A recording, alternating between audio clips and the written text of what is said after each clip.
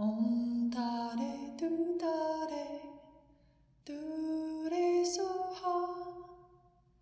Om Tare Tu Tare Tu Re Soha.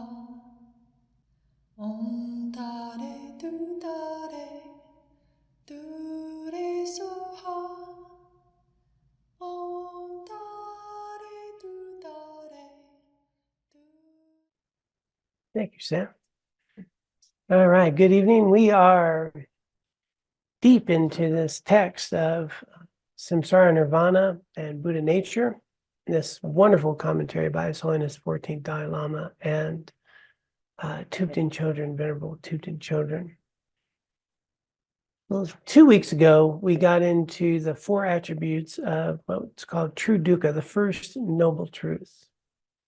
This week, we'll pick up on the 4 attributes of the origins of dukkha.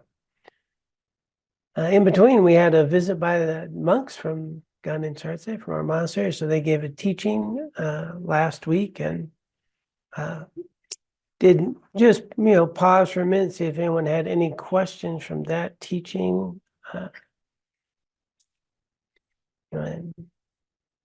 Nice to have a traditional teaching translated from Tibetan into English and offered from a wonderful geshe.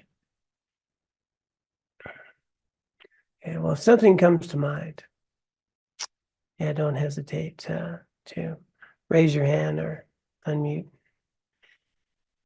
All right, let's get to our text.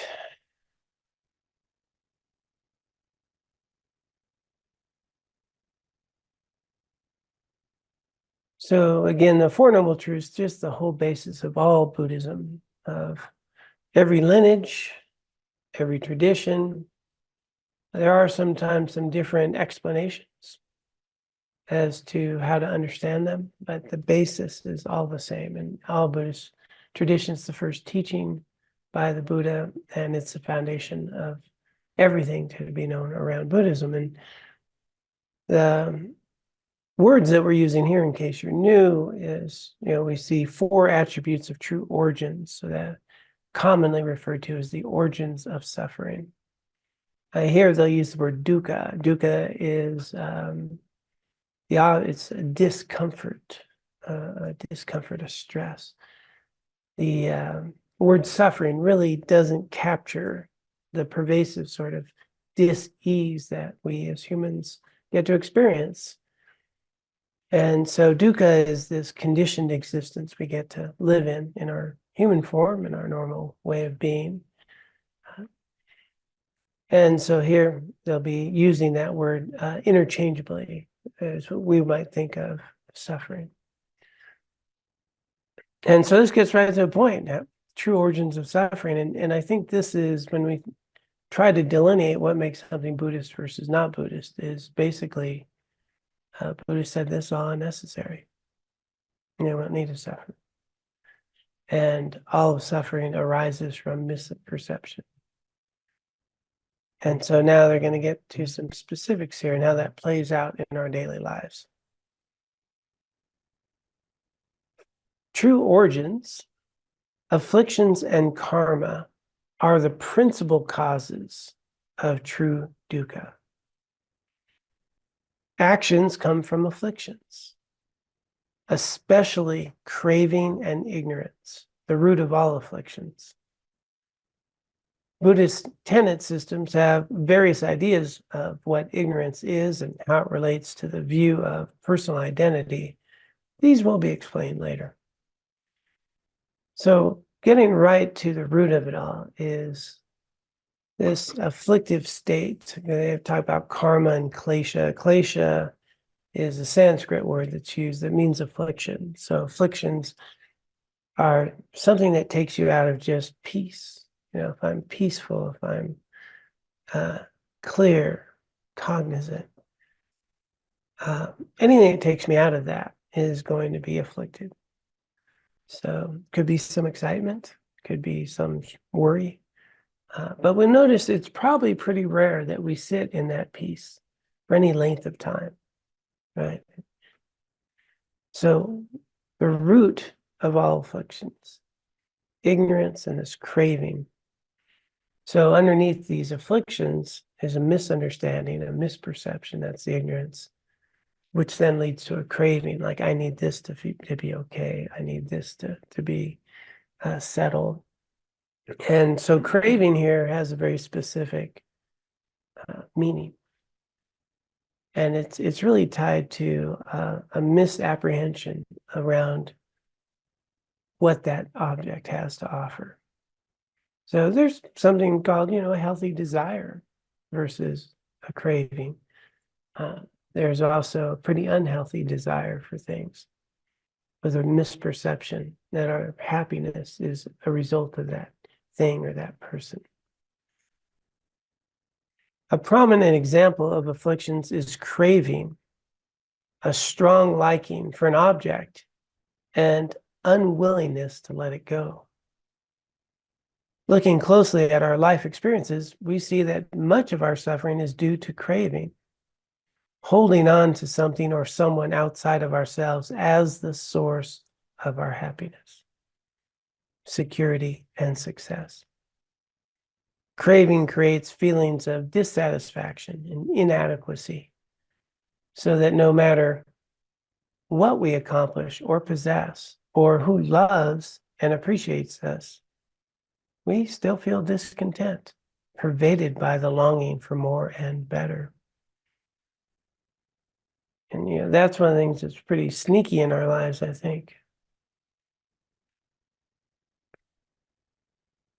How much love have we already received? How much do we already have?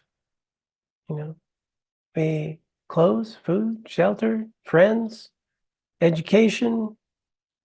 I keep coming to a high thread count on your sheets, I just found, I learned about that in my later life. Well, I actually have different thread counts.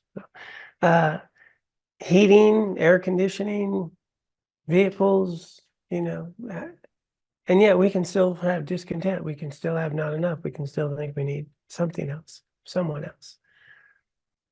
And even if we're living in a wonderful place, have a nice home, we're pretty happy. We finally got that home. Someone's talking about their vacation in Morocco. Now I don't have a vacation in Morocco, or that little cabin in the woods, or, whatever that thing is that I don't have. And suddenly I have discontent when a moment before I had content. Very interesting how quickly things can shift. And when you think about in our day, how much time do we actually have just contentment, peace, versus I need to do this needs to happen. I really need to take care of this. I'm worried about this happening. Oh, what if that happens? Now I'm in a constant struggle trying to protect and preserve the things I want, I like, and the people, and trying to get, that other thing that I need, or that person, or make them, in some way, make sure that they are in my life.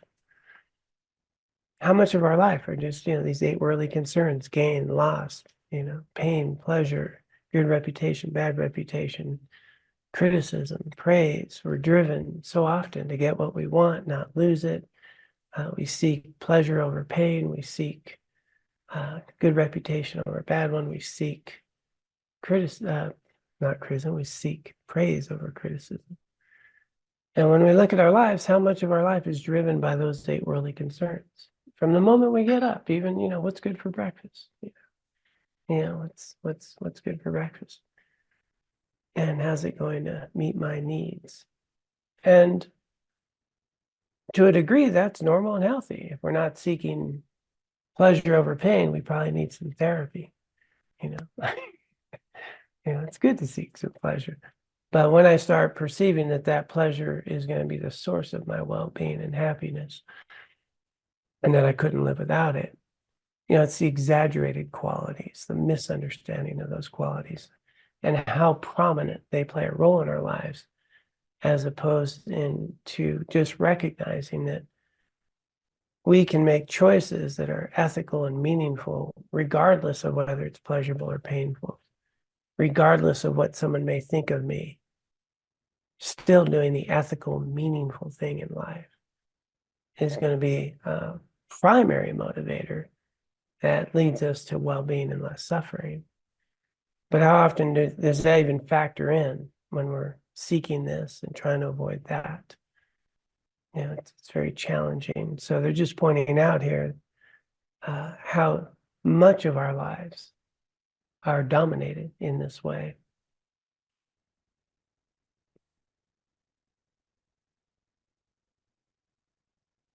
I clicked on the wrong button there. Here.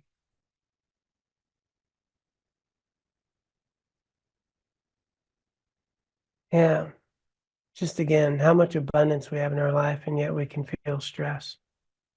How much we look at what we don't have compared to what we do have. It's a tricky human thing. The four attributes of true origins are cause, origin, strong producers, and conditions. Cause, origin, strong producers, and conditions. So number one, craving and karma are the causes of dukkha because they are the chief causes of dukkha. So again, chief causes. They'll be unpacked. Underneath all that's always misunderstanding.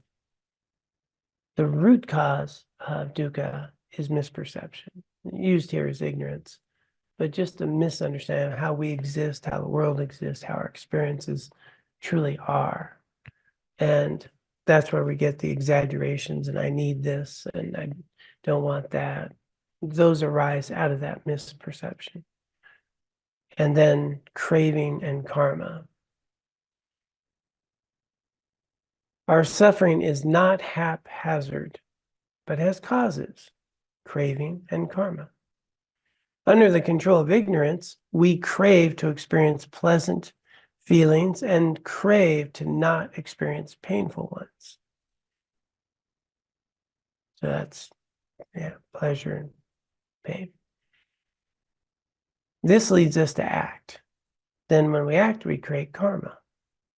Craving also spurs different karmas to ripen into their results, especially during the dying process.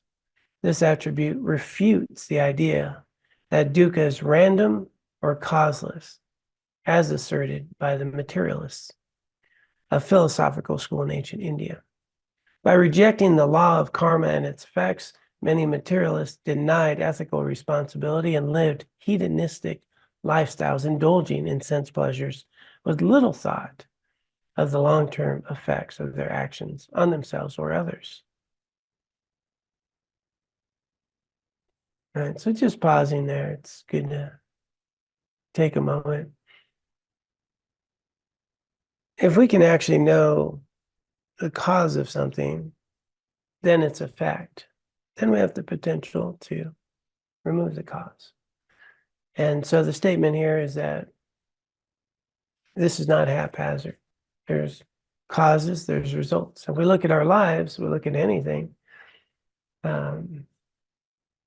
I find it, there's the, a lot of times people will, say things like, oh, it all happens for a reason, right? And if you think about it, everything does, right? Nothing happens without a cause. Is there anything that can happen without a cause? Pretty hard to find something that didn't have a cause. So, things happen as there's a result, there's a cause. And nothing is really haphazard. There's always causes.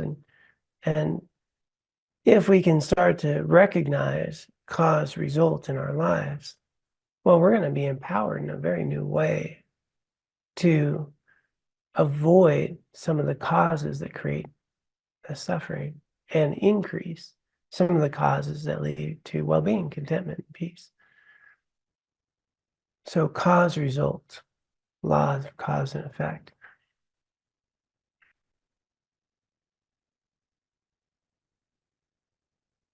Okay.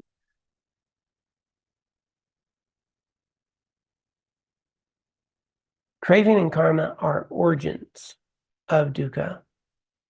because they repeatedly produce all of the diverse forms of dukkha. Afflictions and karma create not just a portion of our mental and physical misery, but all of it in the past, present, and future.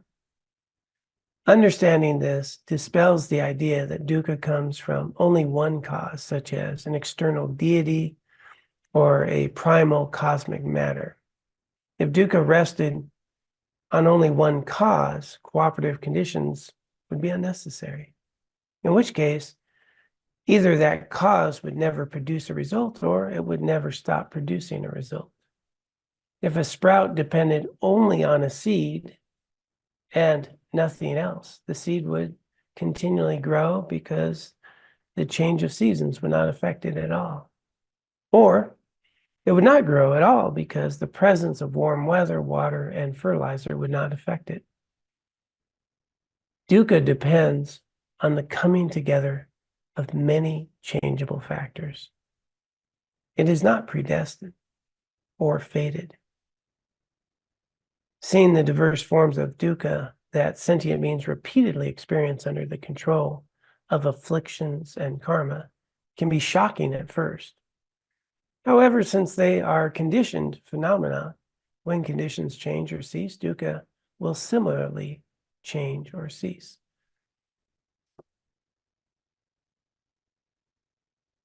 Yeah, let's just pause there.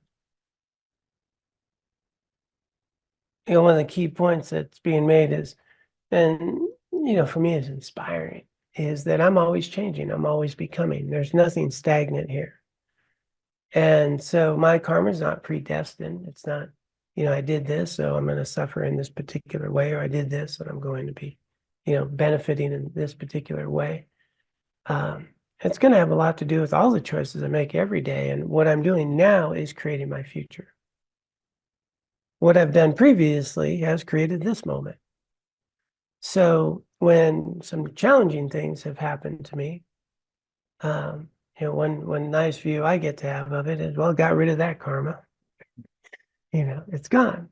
Unless I dig into it and try to, build it up, get angry about it, and do it's gone.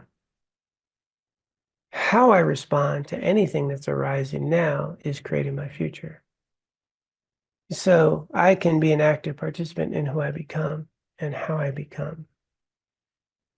And there's many factors, right? We don't know who's going to call us tomorrow. We don't know who we're going to bump into. I don't know if I'll be in a car accident or not. And so conditions are always ripening and they're coming together. There's not any one thing that's the way it is. It's, we're collectively, like all of us here, are collectively having a different karma based on who we are, what experiences we had. And if I were to get in a car accident later, think about how many other things had to happen, including the whole life of that other person I was in a car wreck with, or who built the car, or who designed the roads, or, who posted the stop sign or didn't post the stop sign, or decided there should have been one, or whether or not that light was placed in a particular way, or, that not even the whole generational people before the person who hit me and how they contributed to who he became in their life and all the experiences he had. And you start thinking about me getting in a car accident, it has a lot more to do in the world than just me, because nothing is just me. Everything about me is interdependent, and everything about all of us. The words we use, the clothes we wear, the food we eat, the thoughts we have, the cars we drive, the exercise we do or do not get. And so it's pointing out that this wonderful aspect of karma is that we're creating it all the time. It's fluid, and we have opportunities to use it in meaningful ways. And it's not predestined, and we're not stuck, we're not broken. And underneath all of that is our Buddha nature. We're already there. We're just obscured with this karma and this klesha and this misperception. And so that's really getting to the origins of why we suffer, is we really see ourselves as independent and separate from. and then you either make me happy or you don't make me happy, or you make me miserable. We'll even say that you are making me angry. Where's the anger? The anger's here, not there. Right? And so out of this misperception and then starting to see people as pleasant or unpleasant or this way or that way, I keep trying to rearrange the world so I can be happy, thinking that the cause of happiness is out there. And the real cause is here. Out there are conditions that trigger that happiness or that well-being or that suffering or that struggle. And so primary to Buddhism is, let's start working on the afflictions and the karma and the conditioning here, and then everything else changes, which is generally a lot easier than trying to get other people to do what you want. That can be a little challenging. Yeah, just try being a parent. Yeah.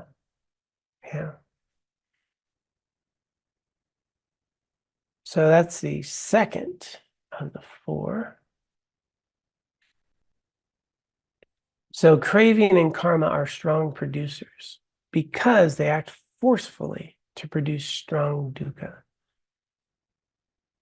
We tend to think of our problems, we tend to think that our problems come from causes outside of ourselves, an external creator or other person. When some people experience illness or accidents, they attribute it to God, who willed that event, or a more mundane, or I'm adding words here, on a more mundane level. We blame our unhappiness on other people or external circumstances. This way of thinking locks us into a victim mentality where we believe we are unable to change our experiences because they are caused by someone outside of ourselves. Understanding the third attribute dispels the notion that dukkha arises from discordant causes. For example, the motivation of an external creator. Basically getting into that we are creating the causes of sense pleasures or unpleasurable experiences, which is different from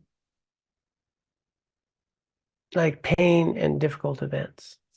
Okay, we live in a world where there's pain and difficult events, right? That's we have first responders, we have hospitals, we have car mechanics, cars break down, things happen.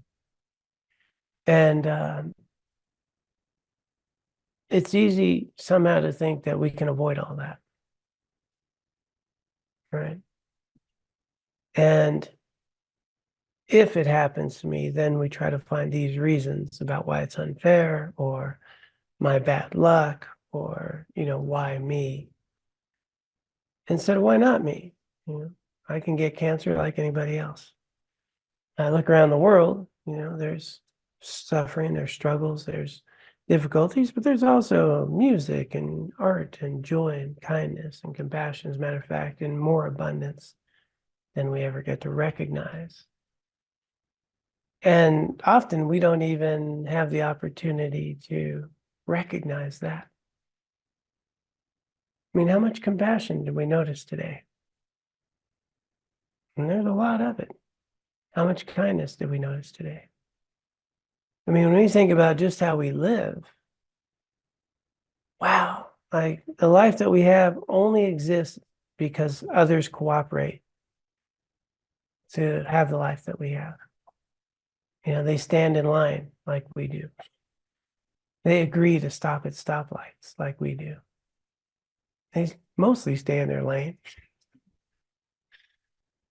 so that we can get somewhere safely. I mean, think about how much we are dependent on others just to go from one place to another, and how cooperative we all are.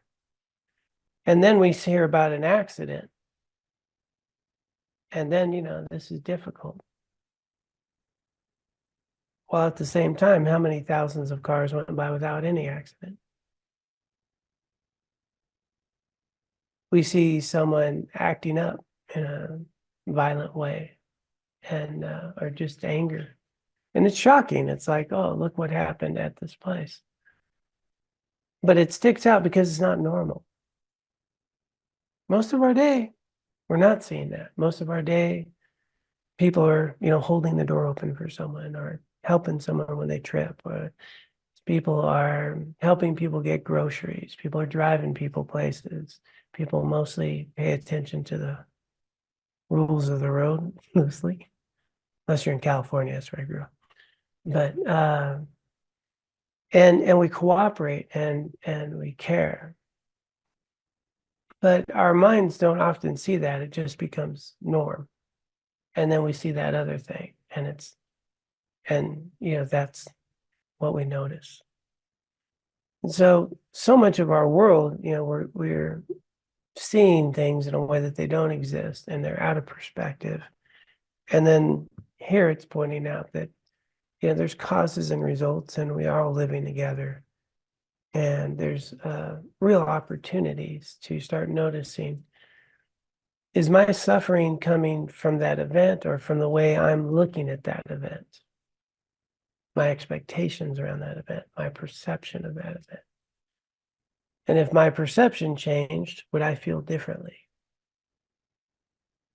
That person speeding by like a maniac, the common thing they teach you is, what if they're trying to get their partner to a hospital? Now, all of a sudden, I'm not upset. Before, I didn't know anything, I'm upset. Just how I can shift how I'm attending to something. Then my experience changes. Well, what's really happening? Are they the cause of my frustration, or is my frustration rising because I think they should be different? Well, maybe frustration's here, not there. And then, really understand the difference between pain and suffering. Pain's, as they say, it's just part of this life. Suffering has much more to do with resisting the natural pain and struggles that we have, or the desires of not getting what we want. That's going to be a very me-centered mental and emotional state versus physical pain. Let's go back to text here. Afflictions and karma bring intense dukkha in both lower and higher realms. They're forcefully kept. No, I'm putting words in it. And they forcefully keep us bound in samsara. When we understand that afflictions and karma are the actual origins of our problems, we accept responsibility for our actions and our lives. We become empowered, knowing that we have the ability to change our situation and create the causes for the happiness we want. Having correctly identified the origins of our misery, we learn, reflect on, and meditate on the Dharma to counteract afflictions and purify karma.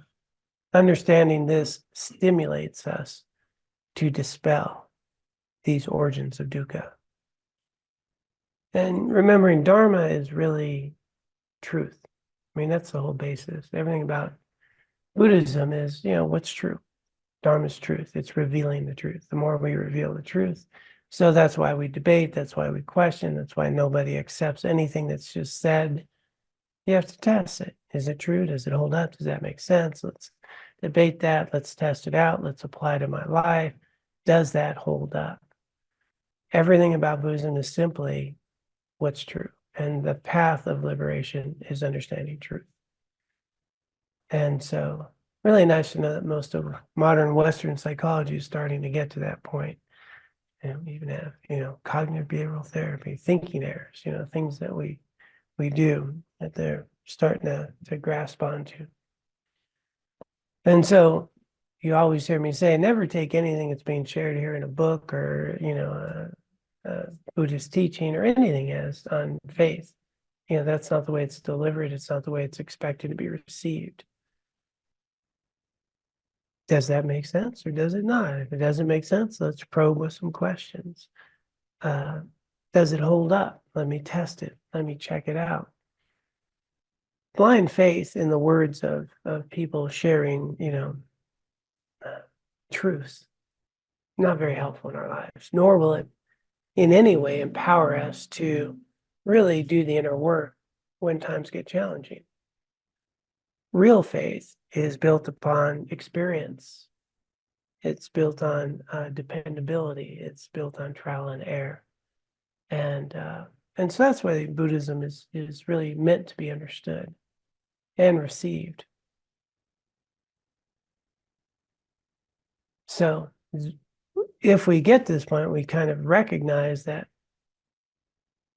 my mental and emotional sufferings arising from me, not you. Then I can start maybe working on me a little bit instead of trying to change you, which might be more productive. Or maybe just get away from you for a little while so I can attenuate those emotions and get back to some balance and then come back. But we have to try it out. Craving and karma, number 4, are conditions because they also act as cooperative conditions that give rise to dukkha. Craving and karma are not only the primary causes of dukkha, but also the cooperative conditions that enable karma to ripen. When craving manifests in our minds, it acts like fertilizer, enabling karmic seeds to ripen. Understanding that dukkha depends on causes and conditions dispels the notion that it is fixed and unalterable, and counteracts the idea that dukkha is fundamentally permanent, but temporarily fleeting. That is, thinking our unsatisfactory state cannot be overcome, even though there are temporary times of reprieve. When the causes and conditions are eliminated, the resultant unsatisfactory suffering experiences will also cease. Knowing this brings resilience to our Dharma practice. Contemplating these 4 attributes strengthens our determination to abandon true origins. There's a chart there. So you can see that the way this is being written, what they're doing is negating some beliefs, some perceptions. They're saying, this is our understanding.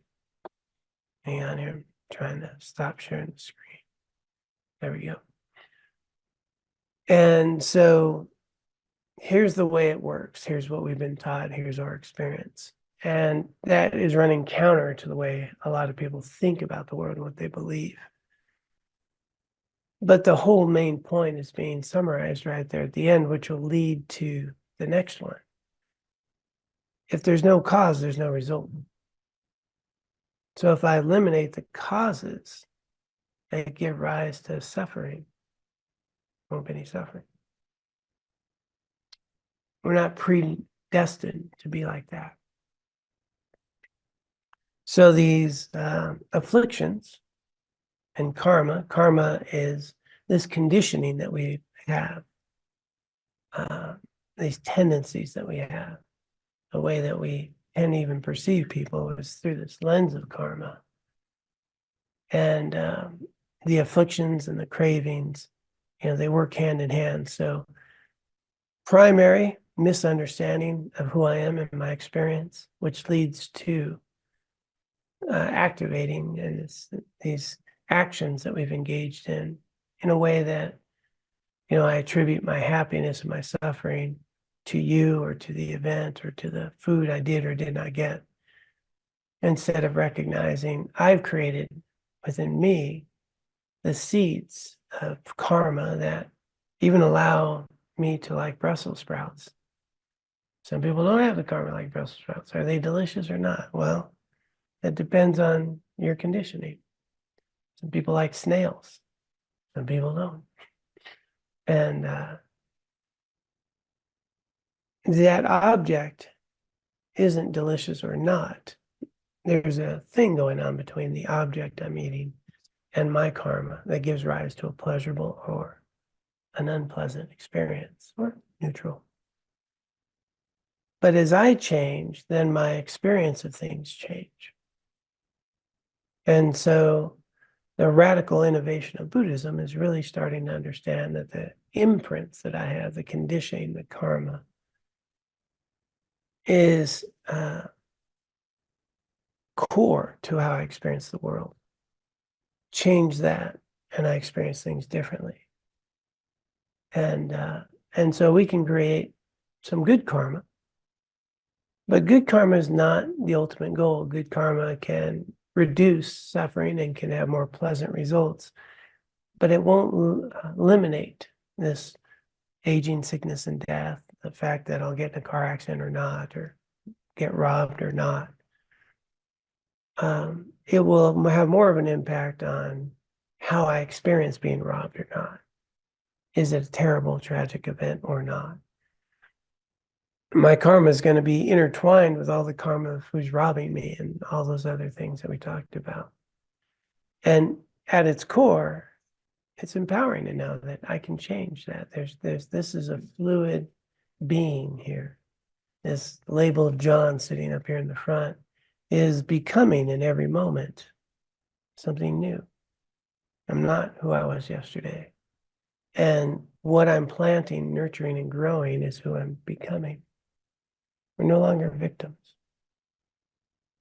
And so there's a real strength and opportunity here that's being shared.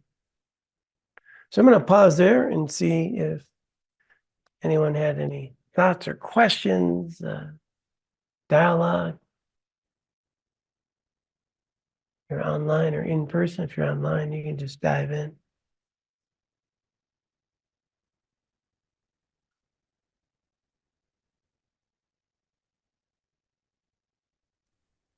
John, Martha here. Hi, Martha. Hi.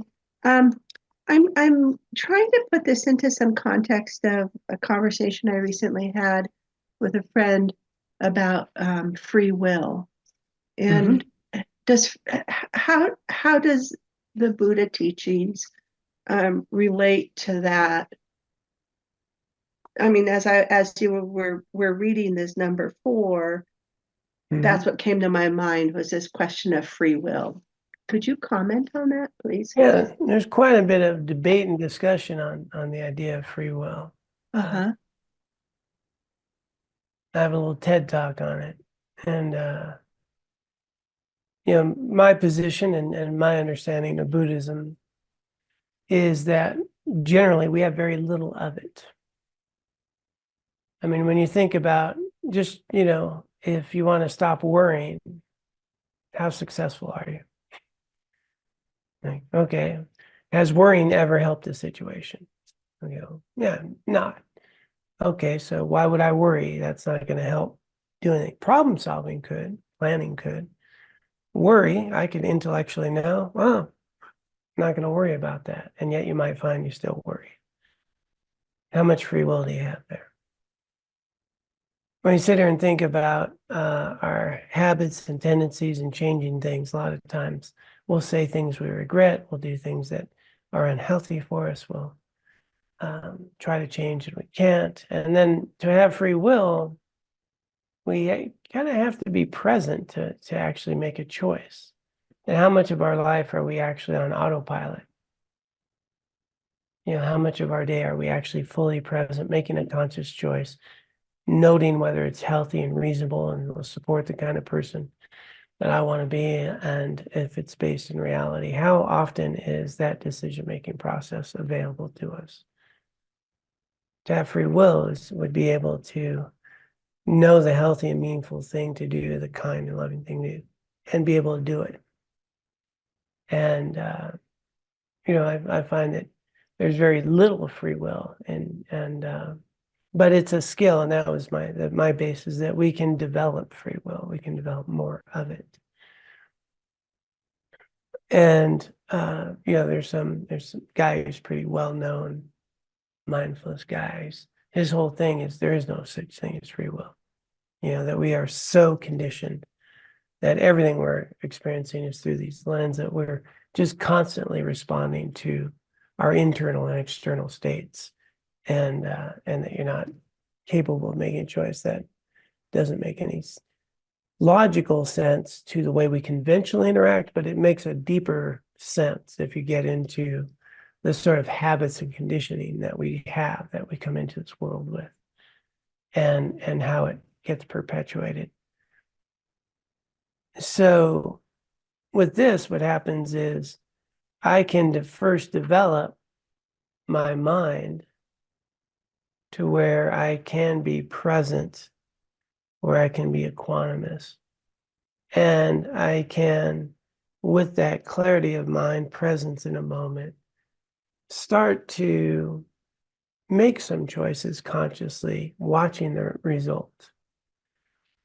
I can test these teachings consciously. As a matter of fact, the three wisdoms in Buddhism are to first receive a teaching, then analyze that teaching, tear it apart, break it down. Does it make sense? Let some kind of realization from that teaching pop up, and then meditate on that. And then we have some idea that, okay, now let me apply this. And in that way, we can start to really develop a capacity of choice in our life and not have our mind body experience our desires and impulses and habits and foods we like and dislike and all that control my choices. So it's a skill that needs to be developed through the muscle of attention. So at shamatha practice, where we can train our minds so we're not just drawn away every few moments. We could then, with that stability of mind, start consciously doing things on purpose, thoughtfully, in a meaningful way, and mindfully observe the experiences. And in that way, we can develop more free will. We can even start watering and nurturing the thoughts and attitudes that we would like to pop up in our life, like contentment or gratitude. We can consciously decide in the morning, I'm going to take some time and reflect on gratitude. And I'm going to bring that to mind throughout the day, and I'm going to let that happen. And then that becomes something that I'm planting on purpose, and then gratitude arises more frequently. Because what we think, say, and do becomes our habit, becomes our conditioning. And those neural pathways connect. And even we can change the reward system to an event by how we attend to it again and again and again. And so we do have some capacity for that. But it's something that needs to be developed. And, most of our lives we're pretty much reactive and don't engage fully with thorough choice, with understanding of results and the impacts on our lives and others. Short answer.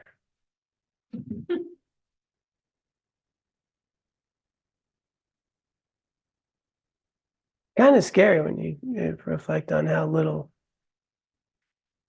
awareness we have. One of the things that we do in our mindfulness class is I have an exercise where it's called awareness of unawareness. And the idea is you start catching yourself being unaware. Instead of trying to be aware all the time, which is very hard, just start noticing when you're unaware. And it's unnerving, how quickly we become unaware. I'll notice it when I'm pouring my coffee in the morning, and then there's a few drips off the cup. Well, why is that? Well, I stopped paying attention. I was pulling the thing. I stopped paying attention. It's a mindfulness exercise. Now I pour it and I try not to spill a drop, and I want to stay there the whole time. But just how quickly our attention goes to something else, even before we're done with something. And you start catching yourself, wow, I don't even know what I was doing. I was doing this, my mind got into this. And you'll probably be pretty shocked about how much of your life you're unaware of what you're doing in the current moment and how quickly our attention's on something else. So developing that capacity to hold your attention, to become focused and attentive. And we need it so badly today in this world we live in. It's so fast-paced, and all of our devices and everything coming at us. They used to say I had a monkey mind back in the old days. I wonder what kind of mind we have now. Hamster wheel? I don't know. No, they still call it monkey mind. They still call it that, but think about what it is now. I mean, wow. Yeah.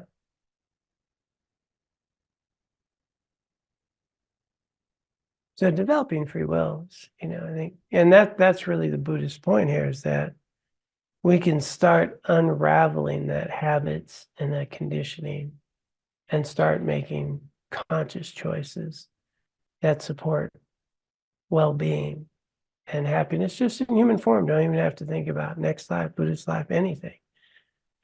Being a human, doing certain things will allow you to feel better about who you are, more connected to others, and engage in the world more accurately. You're going to suffer a lot less. Don't need any religion for that. It either is true or it's not.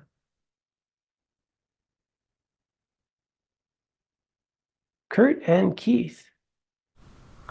Hey John, thanks for the teaching. I don't know if this is. I noticed Keith and I went and looked for morels, mushrooms, the other day. Did you get enough for all of us? We didn't. We got enough for a couple of meals. And but what I noticed, it was a different experience because I guess I'm becoming more aware of it. Was the forcing myself to pay attention was exhausting. It was exhausting. I mean, it was, and I kept, and as the hike went along, I found myself more and more drawn away from the present. I mean, it was physically difficult to pay attention. Is that, does it get easier? Right? No, absolutely not. It gets harder. Harder? Great. That's what I wanted to hear. Thanks. That's the wrong answer, John. Because it. That is the wrong answer. That is. But I mean, is it just a function that I'm not used to it, and so it takes a lot more mental energy to stay present for long periods of time, and yeah. I hope it gets easier. Anything that you do again and again and again gets easier, right? It doesn't matter if you're learning cursive, playing a musical instrument. Yeah, that's true. Learning anything you repetitively do again and again gets easier. So it's the same thing. Yeah. It just doesn't seem like it. But yeah, you need to go mushroom hunting every day for the next couple of years, and you'll nail it. Okay, I'll do that. Thanks. I brought him out to my colleges, and he goes mushroom hunting, and he drops into flow state, because he's done it so much. So I think, we're all searching for those activities that require a great deal of focus, but we do it enough that we can drop in and have that kind of deep experience. A lot of us in this valley do it in physical things, but I think, Stephen Hawkins did it with physics. And my brother-in-law, that's it's intense in concentration, but he's done it so much that I think it's like maybe the monks of meditation. It's like we do something initially, we do anything that requires effort, we kind of suck at it, but then we do something long enough, it does can almost become enjoyable to be that level of focus. And I think, I'd like to talk more about free will, but I think that's kind of an endless philosophy. I think we don't have free will, but I think we need to act like we do. So. Okay. Yeah, good point that you make is our degree of attention as it alters, it's very enjoyable. So whether you're playing music, you're doing art, mushroom hunting, when you're just that hooked in, it's very enjoyable, So with meditation, even if you're attending to the breath, it becomes just fascinating, intense. The degree of attention as that shifts, this whole thing becomes, that's why people get it, even addicted to meditation in some ways. are addicted to those flow states, or the things they need to do, whether it's skiing, biking, art. So yeah, there is this opportunity again and again. And the what's going to sustain effort though? Right? If I do something that's difficult, then I don't want to do it. I do something that's difficult, and I don't want to do it. So the reward system is going to be critical. And so if I'm recognizing the value of what I'm doing and what it's going to do to my life, and have some experience of reward, that's going to be really important. And so some of these activities, people get to feel good right away, and it's an enjoyable activity. Some activities that are healthy for us are not enjoyable at all.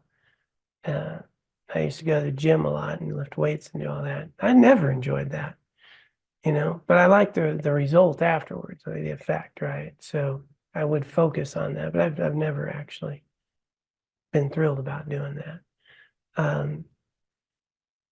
So with meditation, for example, I always like to, once I'm done, I take a moment and I say, do I feel better that I did that or not? And the answer's always been yeah. Whether it was a busy mind, difficult sit, do I feel better about myself having done that? Do I know it's helping me? And allow a little reward. And then that, okay, let's do it again. And so reward is going to be critical for motivation. So we need to really allow ourselves sometimes even shift perspective, like when we're mushroom hunting, and think, yeah, I'm trying to be attentive, but wow, what I'm really doing is transforming my mind, and now it's worth the effort. If I'm paying attention to pouring the coffee in the morning, that's my practice to transform my mind. It's not just me pouring coffee anymore. I'm developing my mind, my attention. And so the more that we can link this to self-improvement, the reward system, how we're getting healthier, then we'll be more motivated to keep doing it. And here they're saying the more we understand how these habits create our suffering, the more you're going to be motivated to change that. So motivation is going to be a key to get us through the effort. We'll do a lot of things that are painful and unpleasant for a reward.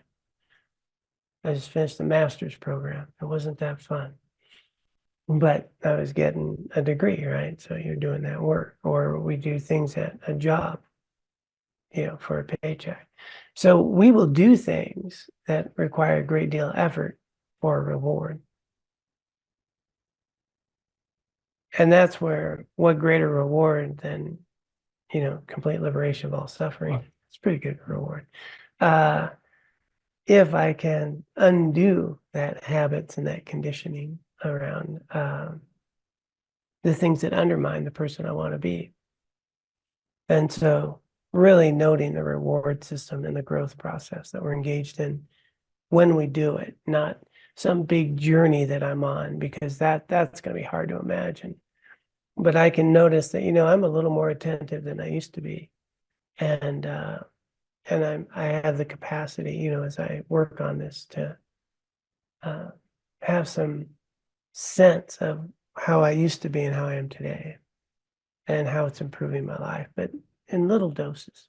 So we get a reward right away.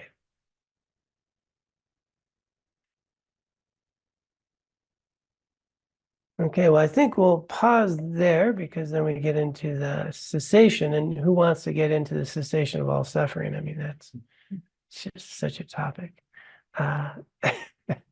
So first one is, the true dukkha origins. And next week we'll be in cessation of suffering. So the attributes there and how we can eliminate it will be the fourth one. Having said all that, let's just take a moment to dedicate all the merit and wisdom that we have cultivated from our time together for the benefit of others and for our own continued spiritual growth. It's nice to recognize that as we cultivate our hearts and minds, we do impact the world we live in and help others. And here we have a chance to dedicate our time, our merit, our wisdom for the benefit of all and for our own continued spiritual growth.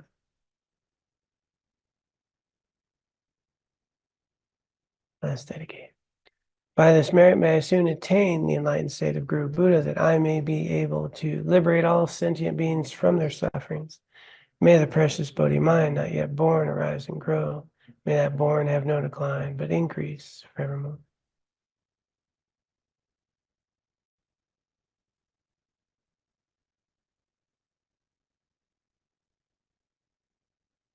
All right, thank you all so much. Those of you physically present, those of you online, a joy to be with all of you. Thank you, John. Thanks, John. Thank you, everybody. Have a nice evening. All right, thank you. Be well. Thanks, John. Om Tare Tu Tare Tu Re Soha. Om Tare Tu Tare Tu Re Soha.